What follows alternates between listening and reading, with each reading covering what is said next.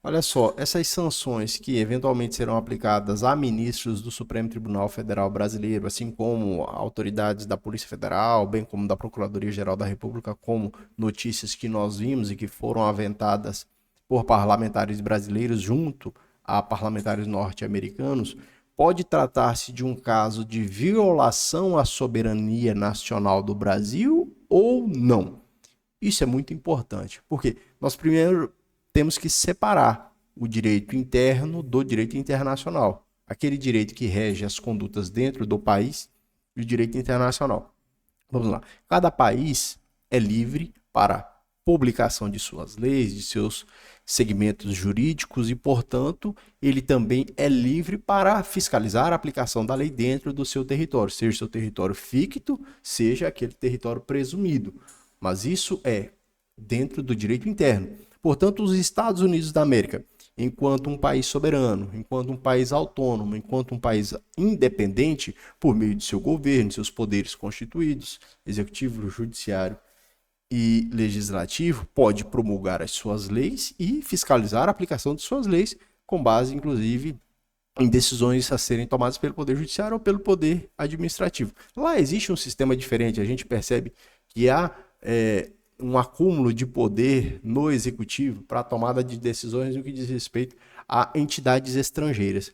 O importante é nós observarmos que essas decisões, por exemplo, essa decisão que eventualmente tenha como alvo o ministro Alexandre de Moraes do Supremo Tribunal Federal, restringe-se ao território norte-americano ou outro território que esteja alinhado com os Estados Unidos da América.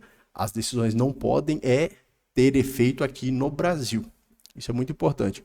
Veja só, caso o presidente americano ou norte-americano Donald Trump efetivamente sancione o ministro Alexandre de Moraes, com a proibição do visto de entrada aos Estados Unidos da América, com o bloqueio de bens que estejam nos Estados Unidos da América ou em contas bancárias que estejam sob a administração dos Estados Unidos da América, essas medidas vão ter efeito exclusivamente no território norte-americano. Né? Então, essas medidas não terão efeito no Brasil nem em outros territórios que não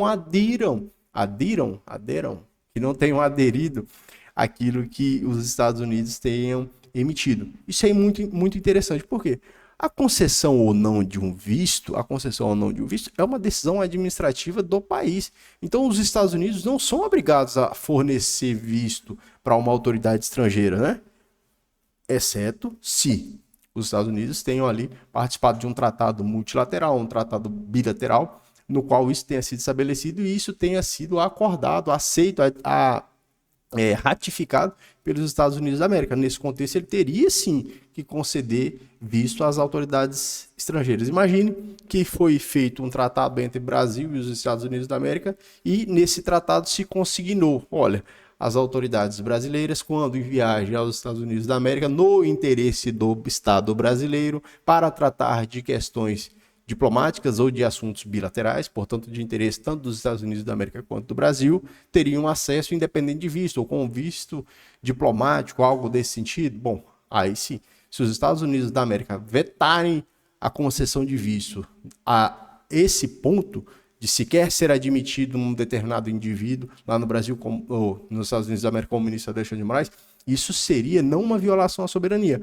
mas uma questão diplomática muito profunda, né? Porque haveria ali um rompimento de relações diplomáticas. Ora, se existe um tratado anterior em que nós consignamos que as autoridades que fossem enviadas pelo Estado brasileiro aos Estados Unidos da América para tratar de assuntos de interesse nacional ou bilateral, teriam um visto diplomático, se uma vez negado que seja concedido esse visto à autoridade brasileira para fazer isso, e seria uma violação do próprio tratado, portanto, uma violação diplomática muito profunda.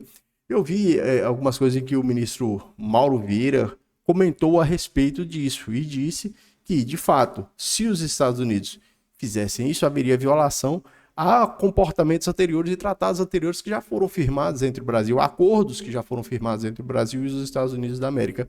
Portanto, talvez o ministro, como pessoa, então o senhor Alexandre de Moraes, que trabalha no Supremo Tribunal Federal, esse sim poderia ter o visto negado pelos Estados Unidos da América, mas enquanto pessoa física. Agora, enquanto representante do Estado brasileiro, de repente para uma discussão entre ministros de Supremas Cortes, porque lá também há uma Suprema Corte, assim como no Brasil, de repente se faz uma convenção de ministros das Supremas Cortes que tem nas Américas, seja América do Norte, América Central, América do Sul, bom, ele estaria ali representando o Estado brasileiro, nesse caso, deveria sim ser admitido o seu vício. Mas essas são discussões que serão aprofundadas a partir da publicação efetiva dessas medidas tomadas pelos Estados Unidos da América, né, através do governo do presidente norte-americano. O que nós temos que deixar claro é o seguinte: isso não é violação à soberania. Os Estados Unidos da América, como um país soberano, um país autônomo, um país independente, tem autoridade sobre o seu próprio país e não tem que admitir, de fato, nenhuma pessoa que ele não queira que vá até aquele país. Assim como o Brasil também é titular, enquanto Estado soberano, é titular dessa prerrogativa de não admitir no Brasil quem o Estado brasileiro não queira.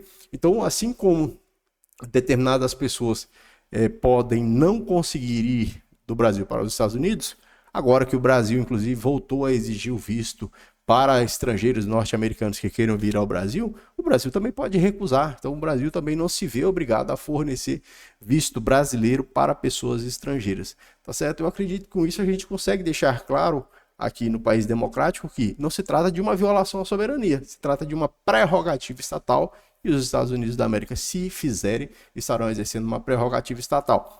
Apesar de que isso não vai diminuir o impacto de uma questão diplomática muito profunda, que certamente haverá entre o Brasil e os Estados Unidos, porque haverá uma dificuldade em se separar a pessoa, né, do ministro, e mais do que isso, a pessoa do ministro estará sendo sancionada por sua condução em razão da condução de processos no Supremo Tribunal Federal, o que você não consegue desvincular, você não consegue separar a